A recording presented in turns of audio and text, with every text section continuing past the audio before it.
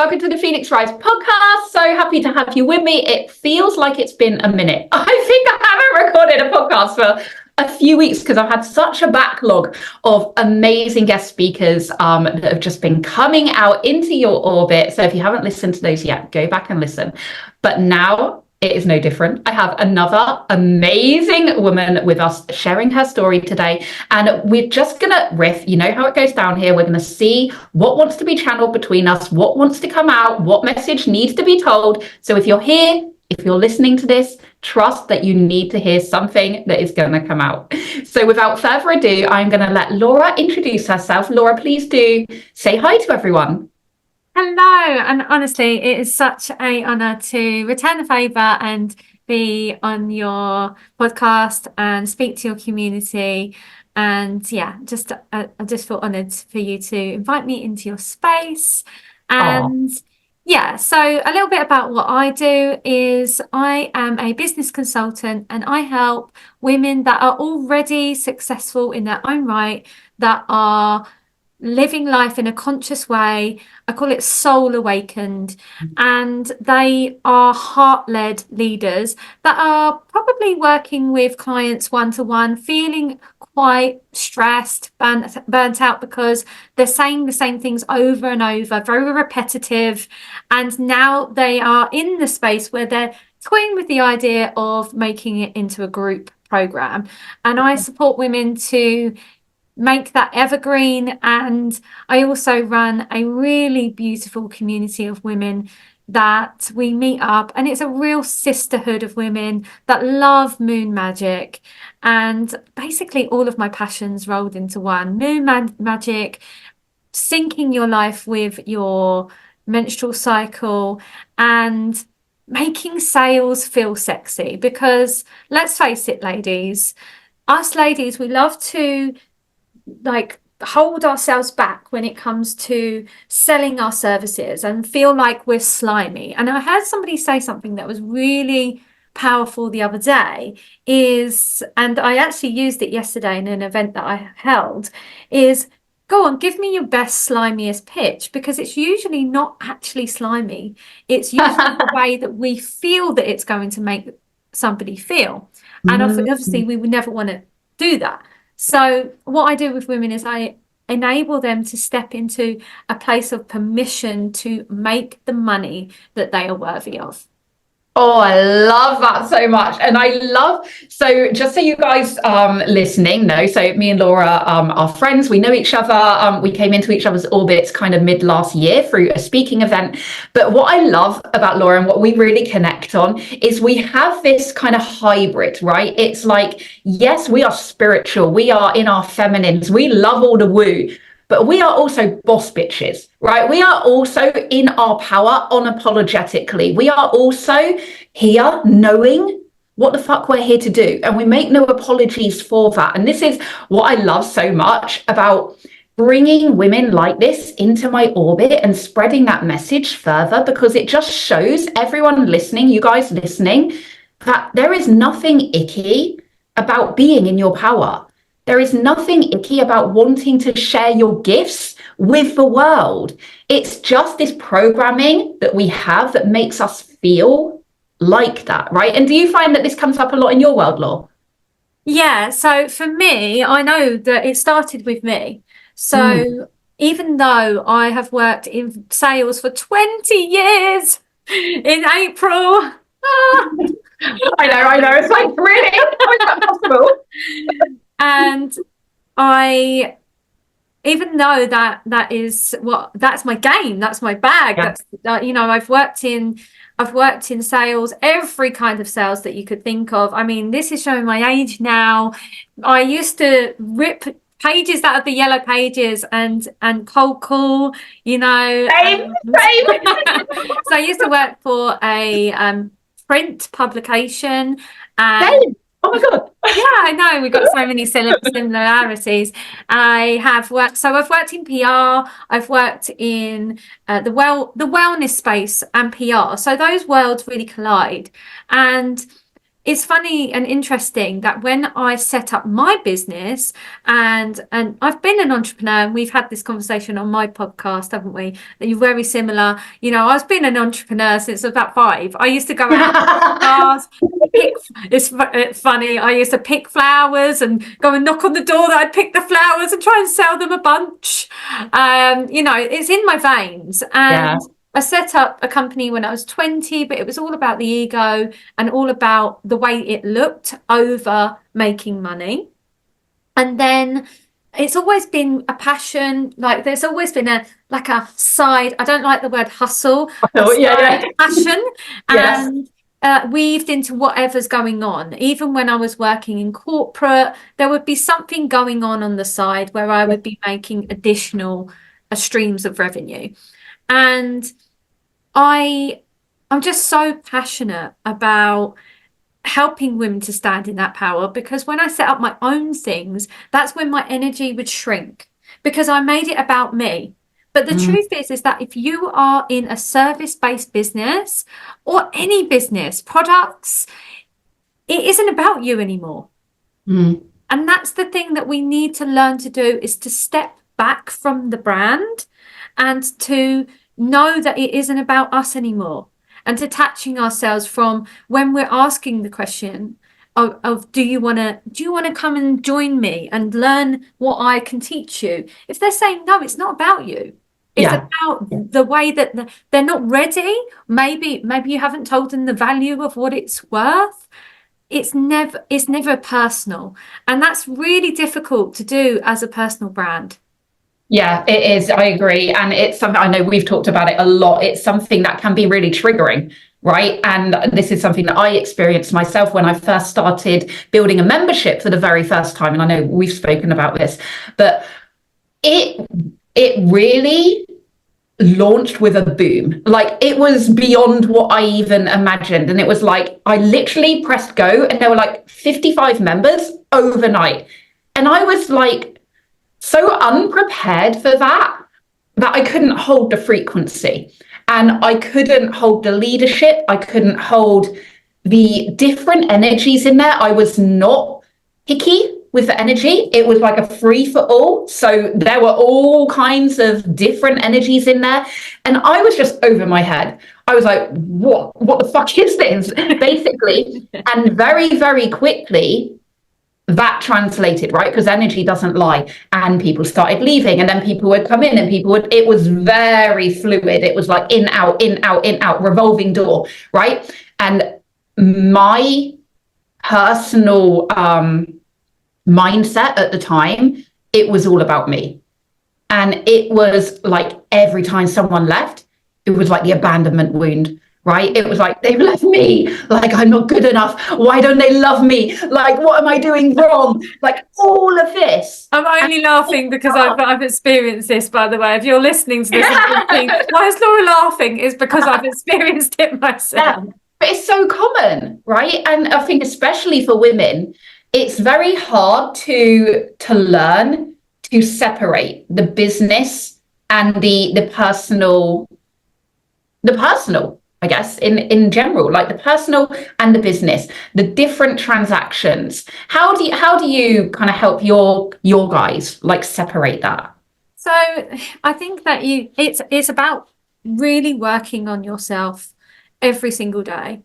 It's working on you and making yourself the authority, and like there's a difference between saying, oh, I'm an authority, and being an authority. Yeah, a difference between faking it till you make it and embodying it. Yes, yeah. So it's doing that. Like, that isn't a practice that you can just stop. When you are doing embodiment work, it's a continual process.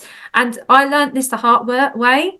You know, like you, if you know about human design, me and Claire, the reason that we click is because we're the same human design. I think we are anyway. Generator 1 and 3. Generator. No, I'm a 3/6, but we have the same 3. So 3. So yeah, the Marta. We have to learn, and it comes and translates through us. So yeah, and I learned this the hard way, and you know that I got everything that I wanted on that vision board. You know, I stepped into the vision board and then I stopped doing the embodiment practice. I was like, oh, well, I've got everything I want now. I'm fine. Yeah. I'll be good. And yeah, that's it didn't end very well. Well, I love it. it's not that it didn't end very well. It's just that it's a continual process. It's and learning to love the messy middle is Yes. something that when you're in business, it's a journey, it's a process. It's not like up, up, up, up, up, and that's really difficult. So Yeah. it's like you have to continually check in with yourself, do the inner work. And I want to elaborate on what the inner work means, because when I used to listen to things like this, I'd be like, what is the fucking inner work? Yeah, no, so true. Like, what? Just pull an oracle card, or like, yeah. Like, what do you mean? Yeah. So it's like actually doing something that is going to regulate your nervous system to make you feel safe and anchor in safety, and know that it's okay for you to be like, when you said the word boss bitch, my body went like because I am what I want to sort of step away from that boss babe kind of generation, because I'm going through a process where I'm doing a lot of shadow work. And I kind of, when I started out 6 years ago, I had this vision of me being really really tough and really I needed to be really In your masculine. in like this powerful woman all the time. And the truth is I'm not like that all the time. I have ADHD. I leave my car keys everywhere. I'm scatty as fuck. Yeah, I love that though, because I'm the same. Like, and you know me, like I am scatty as they come. But I quite like the term boss bitch, because for me, it's like it's standing in my power. And it's knowing that, so when and this, like for you guys listening, this is however you interpret things, right? Yeah, and also, yeah. And no, I'm not criticizing, but I just as like for me, yeah. Yeah. But I just want to say, so for everyone listening, like when you get triggered by things like that, like lean into it. Like, what is the trigger there? Is it an old programming, or is it something that you're stepping away from? Because either or is fine, but it's just having that awareness around it. But I just want to explain what I mean when I say it and what it means to me. So for me, it's very much about stepping into my power. And it's about knowing that whatever that means, right? Whether I'm being scatty, I also believe I have ADHD, although I'm not diagnosed. Like, there's no possible way I can't, I think. Like, I'm just so like that. But whatever energy I'm in, whatever I'm doing, I know that I am a boss bitch. Whether I am crying and having a meltdown, I know that that is me internally, right? That is a way that I proclaim my power in myself. It's not about an external thing. It's not about an external validation or like a pedestal that I put myself on. It's about knowing who the fuck I am, owning who the fuck I am, and not being apologetic for who the fuck I am. So for me, like when I say it, that's the angle that I come at it from. And it's about, it really kind of gives me my inner power. But I love that. And I love that. And if that's why you're doing it, I think that's really, really empowering. And I absolutely adore that. But for me, when I'm starting out, that embodiment piece, I was like looking to the future. I remember I was homeless at this point, right? So I was laying on a bed and I had nothing but bin bags and mold growing on the walls. And I was like envisioning this woman that I was going to become. And she was really hard and really like, she showed no weakness. And now I'm her.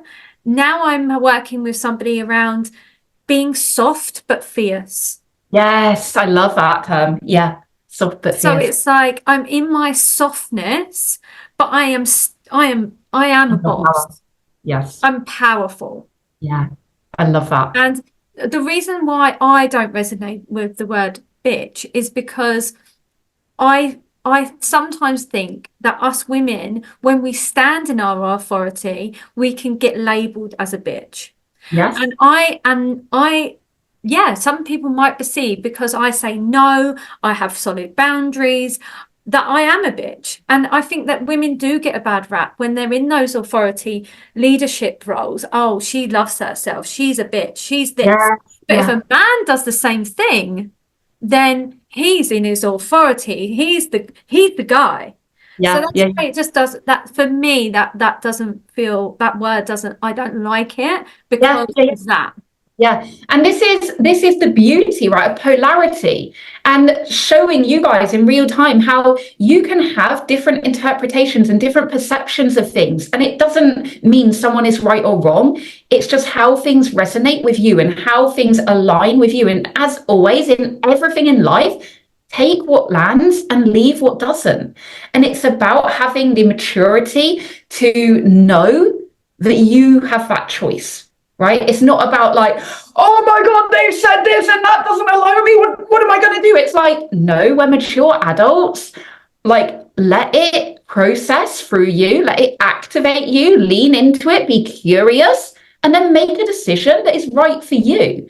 And that goes for everything. Like, I think we've gone on a little bit of a tangent, but I think But I actually, think this is a really good yeah, tangent. this is a really great conversation to have because labels and pedestaling and other people's perceptions, this is all really important if you want to be in leadership, right? Because you are going to have things thrown at you. You are going to have people calling you things that you might not like or you might not resonate with. You're going to have people judging you. It happens because a lot of people are not healed. A lot of people are not in their power. They are hurt people hurting other people. That's what a lot of people do.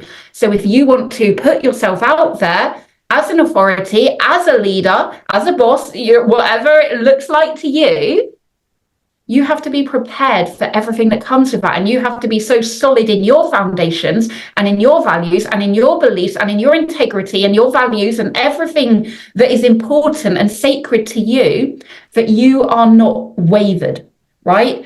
That you're not rocked, that you're not like, oh, now I need to adjust because someone else doesn't adjust to me. Yeah. And it's like having that power in ourselves, right? Yeah, and I think I think this is this must be, like you said, what is supposed to come through. Yeah. And I think it's so important that women that are in leadership roles, that are calling in women and kind of like like the mother hen, kind of scooping in your chicks and enabling them to evolve into the full hen and then go off and mother themselves. I think it's so important that we are leaning into emotional intelligence, because even just yesterday, I saw somebody that I really look up to in our industry, and she was criticizing people for the language that they use in their copy. And I don't normally get involved in drama, but I could see so many people commenting and jumping on the bandwagon, and I just thought to myself, like, this woman is better than this. Why is she? It's clickbait, really. If you're at the moment, it's a bit of a trend. Right. It's a bit of a trend at the Yeah. moment to sort of slate someone, and then it's everybody's commenting. And I feel like if you want to be an authority, if you want to be a leader, if you want to stand in your power and you want to shine really bright, you don't need to put anybody else down. Yes. Oh my God, yes. Yes, yes, yes. Because you don't have the time or the energy to worry about other people, right? All you're worried and Exactly. focused on is your mission, your purpose, your movement, like what you are here to do. Like, oh my God, I love this because I say this all the time. And it's like there's no room for competition at the top. Right? There's no room for it because no one ain't got the time for that. Like no one wants to be in that kind of mindset of lack and scarcity and pitching each other against each other. Like that is not what it's about when you're in your power. When you're in your power, all you care about is your purpose. All you care about is what you're here to do and how many people you can bring along with you, right? Not how many people you can kind of, Yeah. I can't think of like a term, like kind of push off along the way. Yeah, we don't need to do that. And I just feel yeah, I just feel like there is just this new way, age of Aquarius, ladies, Yeah. this new way, this new earth, this new age, and strong, empowered women, really truly empowering women. Not saying I empower women and then, oh, they've got a bit too big for their boots, so you need to get back in your box. It's about, of course, we're not always right. It's not about being righteous. I know that I get things wrong and I will hold my hands up. There's a new way of leadership that we're moving away from that patriarchal manipulation. We're moving away from that that wounded masculine that feels like they need to control and be aggressive. And we don't need, like, the world is proving that leadership needs emotional intelligence. Yeah, 100%. And yeah, I'm just so, obviously when we met, I was just starting to put the feelers out into going into corporate spaces. And this year I've got four gigs lined up to go into the workspace and teach leaders how to use emotional intelligence in leadership, because it's a no-brainer.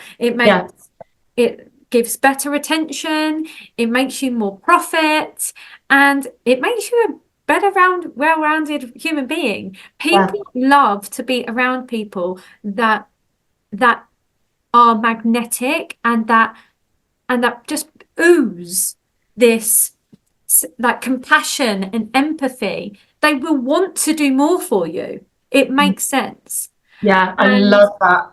And there was a post that I did, I don't know if it was yesterday, but a couple of days ago, and it was all about vulnerability and leadership, and how many people think that showing your vulnerability lessens that and means that you won't be taken seriously, or you won't be respected, or people won't kind of do what you need them to do if you show your emotions, if you show your vulnerable side. And it's like, no, like you said, that's the old paradigm, right? That's the old way of thinking and of feeling like this is how we claim leadership, by force, almost like that dictatorship. And it's like, no, the new age of leadership is about humanizing. It's about showing who you are really, truly, authentically, whilst embodying that mother role, right? That mother hen role, that like, I've got you role, not like do this role. It's like, no, I've got you, right? I've got you. We can do this together. For me, that's what leadership is all about. It's about bringing as many people along on the journey as you can, guiding them, showing them, mentoring them, supporting them on the way in the best way that you can. It's not the old paradigm anymore, is it? Yeah, and I also just want to definitely chuck in there that I definitely throw in a bit of spice as well. Yeah. I'm not like, I've been into coaching containers where I've had mentors where they're a bit like people pleasing me, and that wasn't helping me to grow. So I definitely will say to my clients and point out when they are procrastinating, or if I feel like they're in a limiting belief. And I love the conversation me and you had the other day, and you taught me something. We were talking about how the market is getting busier and busier, and I said the word saturated, and you pointed that out to me. And that is true. That is true. Leadership is when you point something out and say your opinion. We need to actually step into that space where, like, we just had that conversation, and that's how people grow. Yeah, exactly. By pointing that out. And you said to me, oh, I think that's obviously, like Claire said, we're friends, we chat. And, she just said in conversation, and I was like, yeah, that is a limiting belief, thank you. I didn't think, oh my God, Claire. Exactly. I thought, thank you, because we do need strong women to guide us into that real feminine power. And that's what all of my space is about. Yeah, and like you said, like someone can guide you and support you and push you, right? Because you need to be pushed in order to grow and to expand and to get out of that comfort zone. Like It's not going to happen where you are. It's going to get uncomfortable. Like, it's going to get a bit kind of edgy. Like, you're going to have to go through that. We all go through that. That's fun, right? That's part of the fun. You need to learn to enjoy that, like Laura said at the very beginning, because that is the journey. That is the journey. It's not the destination. It is the journey. That is the majority of the life that we're here to live, right? Is that kind of uncomfortable time that actually we can transmute into excitement and into like, oh my God, this is uncomfy, but like it's fun and I don't know what's happening. And this is so like intriguing and I don't know what's around the corner and I'm just loving every minute. But we need someone to not people please, to be your friend, to be your guide, to be your mentor, because they know what you are capable of, what you are worthy of, and what you are here to do. And the way that we do that as leaders in this new age is by pushing you a little bit. Yeah, give me a little also by being there to support you, right? It's like we might push you off a ledge, but then we'll be there with a safety net. I love that analogy, Claire. Yeah, that is 100%. We'll push you off, but I'll definitely be at the bottom. Yeah, we'll put a parachute on you before. But yeah, I love that so much. Laura, oh my God, this has been so amazing. And so you guys know, like we had no idea what we were going to talk about. We were just like, let's just free flow, let's just see what comes out. So I think we've obviously needed to talk about leadership. We've needed to talk about questioning people's perceptions and beliefs and boundaries and just all of the good stuff. I love you so much. So Laura, please do tell people like where they can find you, what's going on in your world at the moment, all the good stuff. So the two places that I hang out the most are Instagram and LinkedIn. And I have my collective of Soulful Women in Business, which Claire has recently provided a talk on how to make a better impact with public speaking, and she just throwed so much value in there. So yeah, if you are in the community and you've loved this conversation and you would love to join a tribe of women that are empowered and are having these kinds of conversations, and you would like to meet in person events, then go and check out the link. It will be in the show notes. And that is in Brighton, isn't it? So in Brighton, and there is going to there's virtual networking every single month, which is global. And I don't know if that is, because I know a lot of your audience is American and Canadian, isn't they? Isn't they? That's not very good English, aren't they? And if you are there, I think that it is friendly, but it's quite an early call for virtual. So it's 12. Depending where you are, you can check out. Afternoon, noon in the UK. So I think that's about 7 or 8 a.m. You'll probably know this better than me. It will depend where you are in the States, because obviously there's different time zones everywhere. But you can check out on Laura's web. We'll put all the links below. So just go and link them. See what time zone you're in, if it works for you. If it does, make it work, because Laura is incredible. You're going to get so much benefit from being in her orbit. And Laura, thank you so, so much for joining us. I'm sure this won't be the last podcast we do together. And thank you everyone for joining us. All the show notes are below. Go and check them out. And until next time, we shall see you all soon. Bye. Thanks for listening.